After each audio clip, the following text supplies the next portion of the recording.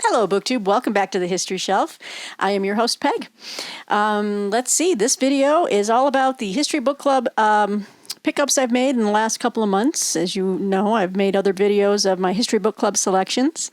It's a mail order book club where you can subscribe and get like 2 credits a month for like total of $35. But each credit you can apply towards a brand new book.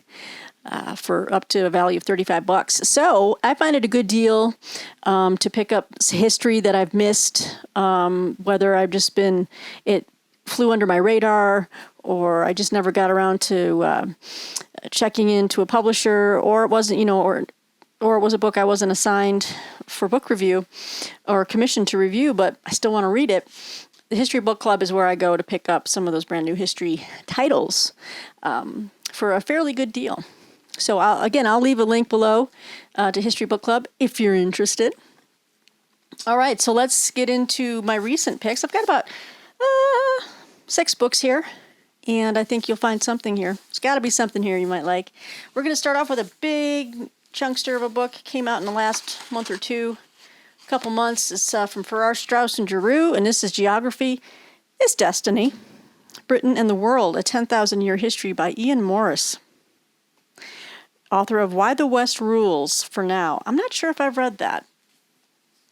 It sounds vaguely familiar, like I've read something like that. Nice, big, beautiful book. So what is Geography is Destiny about? I shall tell you. And I'm wearing my wrong glasses. What the heck? Okay, these are my glasses for distance. This is what I use for driving. I don't know what's going on. Hold, please. There we go. I gotta get out the old bifocal. When Britain voted to leave the European Union in 2016, the 48% who wanted to stay and the 52% who wanted to go each accused the other of stupidity, fraud, and treason. In reality, the Brexit debate merely reran a script written 10,000 years earlier, when the rising seas physically separated the British Isles from the European continent. Ever since, geography has been destiny. Yet it is humans who get to decide what that destiny means. Ian Morris, the critically acclaimed author of Why the West Rules for Now, describes how technology and organization have steadily enlarged Britain's arena and how its people have tried to turn this to their advantage. For the first 7,500 years, the British were never more than bit players at the western edge of a European stage, struggling to find a role among bigger, richer, and more sophisticated continental rivals. By 1500 CE, or as I like to say, AD, however, new kinds of ships and governments had turned the European stage into an Atlantic one. With the English Channel now functioning as a barrier, England transformed the British Isles into a united kingdom that created a worldwide empire. Since 1900, thanks to rapid globalization, Britain has been overshadowed by American, European, and increasingly Chinese actors. In trying to find its place in a global economy, Britain has been looking in all the wrong places. The 10,000-year story, bracingly chronicled by Geography is Destiny, shows that the great questions for the current century is not about what to do about Brussels, it's what to do about Beijing. Huh? Yeah, there you have it. So yeah, this looks great. I like history that still relates to the present and kind of talks about the geopolitical situation. This is going to be great. This is a hardy study here. Got maps, we've got charts, graphs, So I used one of my credits for this. I thought this could be a really, really good read, It's about a 500-page book, so chunkster time. Ian Morris, and I think I read something else of his, though. No, I guess that was the only thing. Okay. Still not sure. Okay, next book is edited by a writer that I'm reading right now. In a couple of different ways. In fact, I feel like I've just read a bunch of this man's work. Max Hastings. I am reading his History of 1914 with Bill Rutenberg at the Rutenberg Library, another wonderful booktuber. And if I can remember, I'm going to leave his link below. Check out his channel if you love all things history. We are reading Catastrophe 1914 right now in a buddy read. We're about 300 pages in, right, Bill, I think? we're taking our time with it. Life is busy for both of us. But Max Hastings wrote that. And then I just recently finished reading a brand new book of his coming out. And I will feature that. I think I already have featured it in a previous video in the advanced reader form. But he's written a book about the Cuban Missile Crisis. And I've written a review, which should be coming out when the book is published, which should be later this. It should be. It's coming out in October. I normally have to get my reviews posted a month before publication date. So, and I just sent that off a little over a week ago. So that'll be coming out in mid to late October. So I'm reading his 1914. I read his Cuban Missile Crisis book, but this is one he has edited, and I was intrigued. And you know me, I love military history and just all kinds of stuff. And it's a beautiful book too. Look at this cover: Soldiers, Great Stories of War and Peace, edited by our guy Max Hastings. This is put out by William Collins Books, so I believe that is a UK distributor. You can tell on the back when they use just a single quote. In Europe, I don't know if that's just a UK thing, but we use double quotes in America for like publishing stuff for quotes, and they use a single. Isn't it interesting? So this is a beautiful book. Oh, look at the frontispiece, A Tale of Waterloo by Edward Byrd, 1815. So that's a beautiful painting. So let me tell you. Let me see what the backside is too. Is it another piece of artwork? I just hope that wasn't the spine cracking. Oh, it's the same. It's the same artwork, but it's beautiful. And there's our guy. There's Max Hastings. All right. Soldiers is a very personal gathering of sparkling, gripping tales by many writers about men and women who have borne arms, reflecting best-selling historian Max Hastings' lifetime of studying war. It rings the changes through the centuries between the heroic, tragic, and comic, the famous and the humble. The nearly 350 stories illustrate vividly what it is like to fight in wars, to live and die as a warrior, from Greek and Roman times through to recent conflicts in Iraq and Afghanistan. Here you will meet Jewish heroes of the Bible, Rome's Captain of the Gate, Queen Boudica, Joan of Arc, Cromwell, Wellington, Napoleon's marshals, Ulysses S. Grant, my man, George S. Patton, and the modern SAS. There are tales of great writers who served in uniform, including, this is going to be great, Cobbett and Tolstoy, Edward Gibbon and Siegfried Sassoon, Marcel Proust and Evelyn Waugh, George Orwell and George MacDonald Fraser. Here are also stories of the famed Abosi fighters of Dahomey and heroic ambulance drivers of World War I, together with the New Age women soldiers who have served in Iraq and Afghanistan. The stories reflect a change of mood towards warfare through the ages. Though nations and movements continue to inflict terrible violence upon each other, most of humankind has retreated from the old notion of war as a sport or pastime to acknowledge it as the supreme tragedy. This is a book to inspire, in turn, fascination, excitement, horror, amazement, and occasionally laughter. Max Hastings mingles respect for the courage of those who fight with compassion for those who become their victims, above all civilians, and especially in the 21st century, which some are already calling the post-heroic age. So doesn't this sound fabulous? Oh, wonderful color artwork. We've got, this is a beautiful book, you guys. And this was on the History Book Club website. And I was like, I will drop a credit for this right here. And it's edited by Max Hastings. So, yeah, I can't, this is right up my alley. If you know me. We got Robert Massey writes an entry here. There's so much good stuff in here. Edward Gibbon, Livy, Herodotus. Oh, you guys, I'm so excited for this book. Lots of illustrations. Got the Bible. Eric Linklater, David Devine, Lewis Hastings, Robert Graves.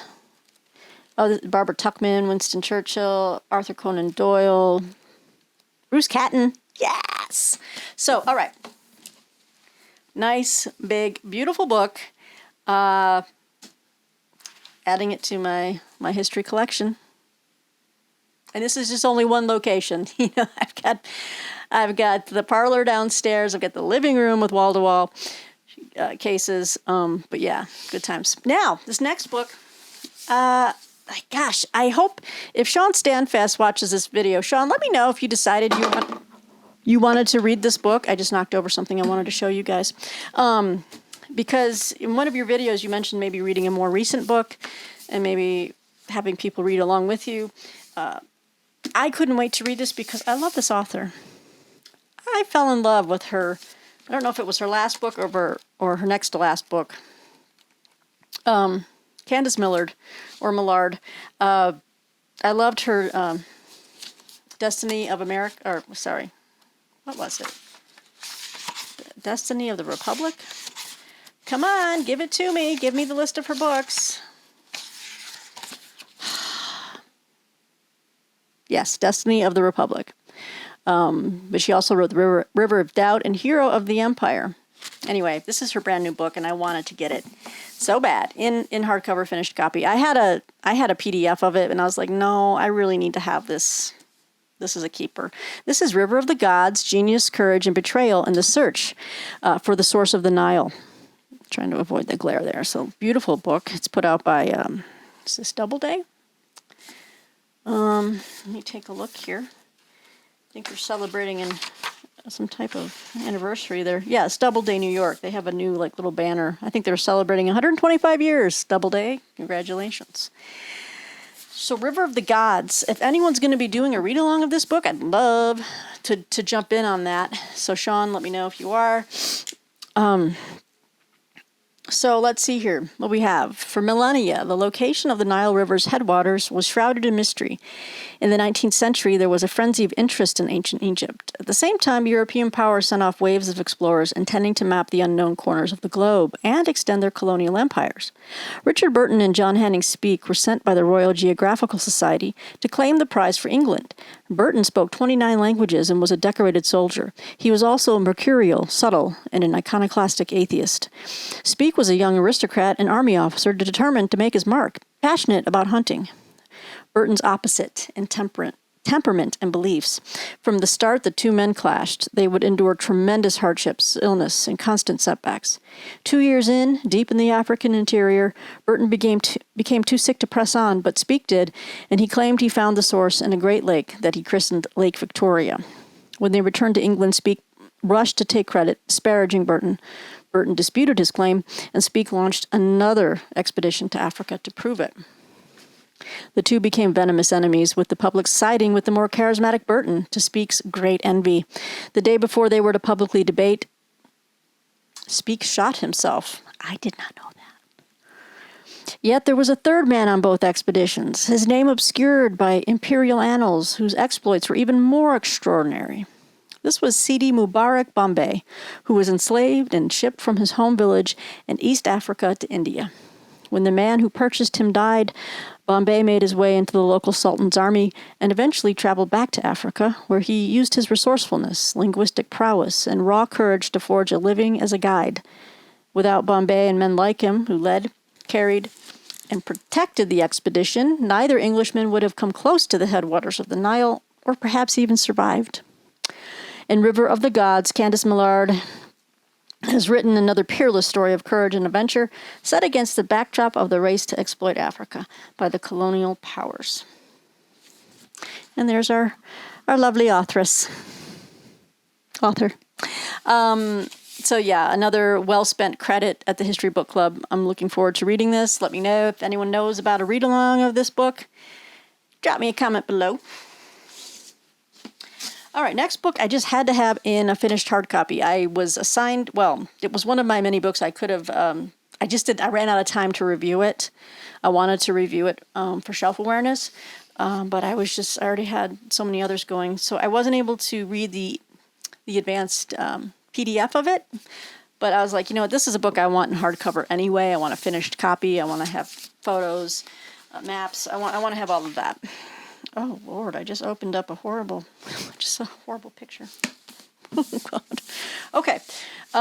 This is from Mariner Books. This is The Earth is All That Lasts, Crazy Horse, Sitting Bull, in the Last Stand of the Great Sioux Nation by Mark Lee Gardner, who wrote Rough Riders. So Mariner Books.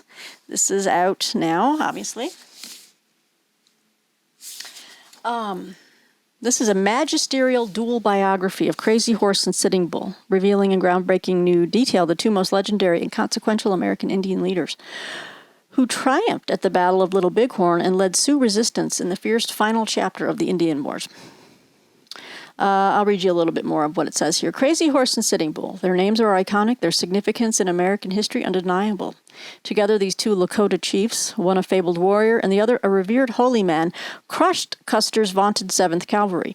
Yet their legendary victory at the Little Bighorn has overshadowed the rest of their rich and complex lives. Now, based on years of research and drawing on a wealth of previously ignored primary sources, award-winning author Mark Lee Gardner delivers the definitive chronicle, thrillingly told, of these extraordinary Indigenous leaders. So I'm going to jump down here to the bottom. It says, this is an essential new addition to the canon of Indigenous American history and literature of the West. The Earth is All That Lasts is a grand saga, both triumphant and tragic, of two fascinating and heroic leaders struggling to maintain the freedom of their people against impossible odds. And here is this is like one of the best portraits I've seen so far yet of an author. I just love this guy's picture. Burl Ives, ladies and gentlemen. No, he is fantastic. I love your photo, dude. Thank you, sir. You made my day with that. But seriously, the Earth is All That Lasts. I'm looking forward to reading about this, as hard as it will be. I've been reading a lot about Indigenous, not just history, but I've been reading some historical fiction about Indigenous peoples, and not funny, but interestingly enough, in a future video, I'm going to be talking about some of the historical fiction I've recently read, and two of them were about the Indigenous people in Australia, specifically around the New South Wales area. So I've just been really on a kick. Plus, there's a book, the next History Book Club selection credit that I'm going to drop is going to be on Indigenous continent, I think it is. It's a brand new book. I think the author's name is Pekka. Oh, if you can just hold for a moment, I will tell you. Yeah, Pekka Hamalainen, The Epic Contest of North America. I'm getting that. That's the next book for my future History Book Club selection. So I've just been really into just reading about Indigenous cultures and tribes. And in fact, I've been reading a little bit about the North American. I'm reading a book right now about Daniel Webster and the birth of American nationalism for review. I'm trying to finish that up this weekend. I got to write a review on it by Monday. And yeah, it's bringing in a lot of stuff about the just how awful what we did, obviously, as a country to the Native Americans and the Indigenous people. But it's really Jackson and Van Buren. Whoa! This book is not the book I'm reading about Daniel Webster. They are not a fan of Andrew Jackson. Let me just tell you, this guy is not a fan. He just say, woo, wow. But anyway, The Earth is All That Lasts. Mark Lee Gardner. I'm looking forward to tapping into that. Some American Western history. I love reading about the West and Native American tribes and leaders.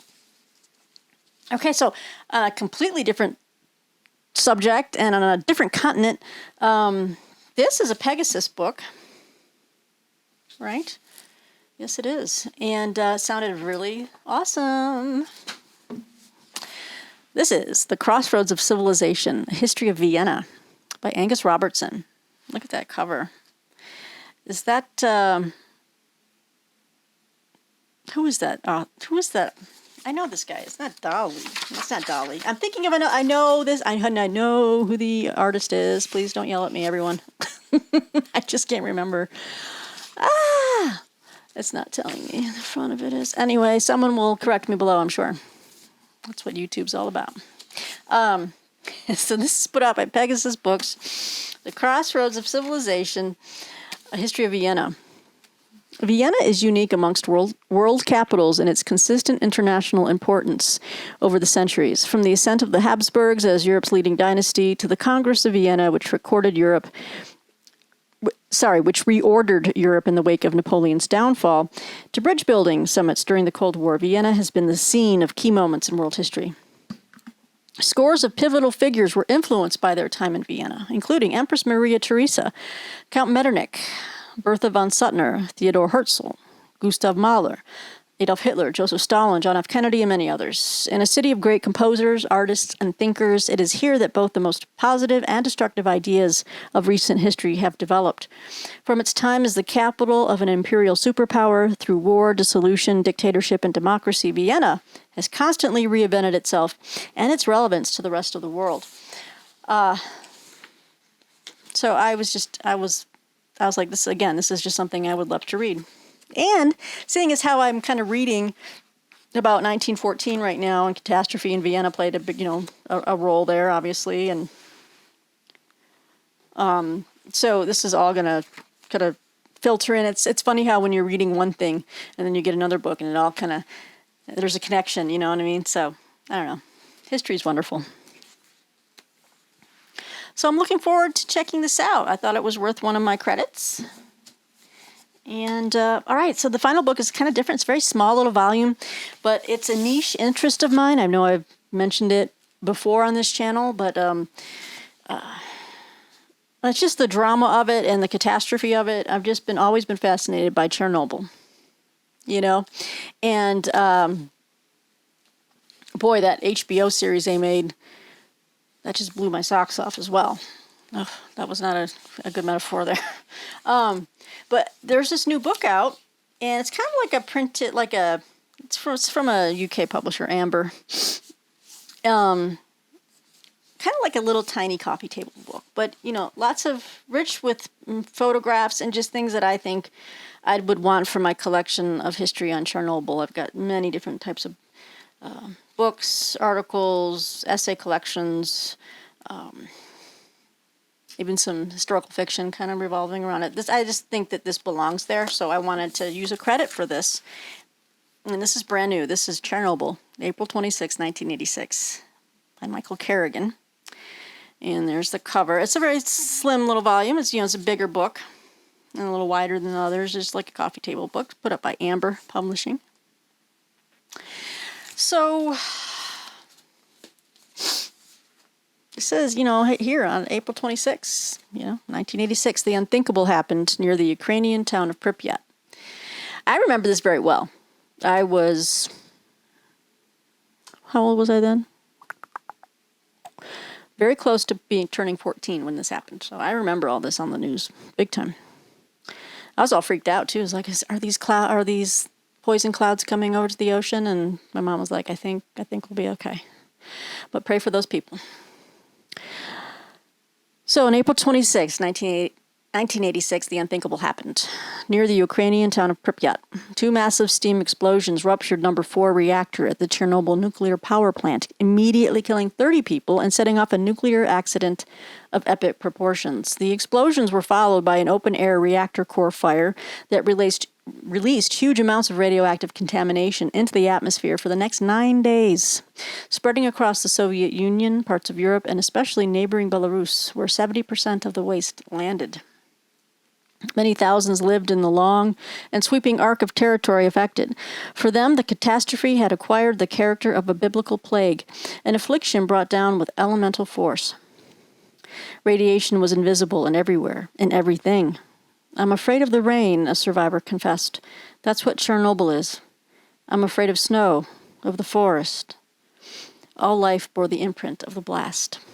Divided into 6 chapters, the book outlines the history of the plant, the explosion and immediate response by hundreds of thousands of workers, firefighters, and military personnel, the ravages of the disaster on the wider environment and the longer-term cleanup, the establishment of the Chernobyl exclusion zone, today a hazardous wasteland, the devastating impact of the fallout on nearby Belarus, and the plant today now protected by a, quote, new safe confinement, end quote, structure, and a draw for urban adventurers. This is illustrated with 180 photographs. So this book offers an original photographic exploration of the world's worst nuclear disaster. So let's see what I can... This was Pripyat's apartment blocks. At the time, it was a plum job, a plummy place for any type of nuclear technician to get a job and take his family there. They, they had access to education, good food, because of the danger involved. But apparently it was supposed to be so safe at the time. But it was not a bad place to be. They had playgrounds and parks and a little lake, and I don't know, for living in communist Russia or Soviet Union at the time, it wasn't a bad place to be until it was a bad place to be. But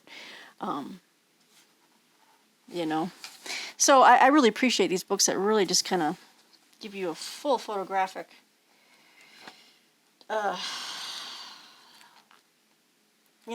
look at it. And there's some of the workers. This is really well done. The cleanup. Oh, boy. There's just a lot of stuff in here. Anyway, guys, so Chernobyl, I just picked that up with my other credit. So I've got about 4 credits right now that I can use, and I'm looking at a couple of books that just came out. But hey, I've got a bunch here that I wanted to show you, so I'm very excited. Let me know what you think about these below. This will be a relatively quick and painless video. Just wanted to share with you my History Book Club selections as of September 24th. That is today. All right. Well, until next time, BookTube, let me know what you think. Thanks for watching. Thanks for dropping a like if you can, and subscribe, and share with friends. All right. Talk soon. Bye.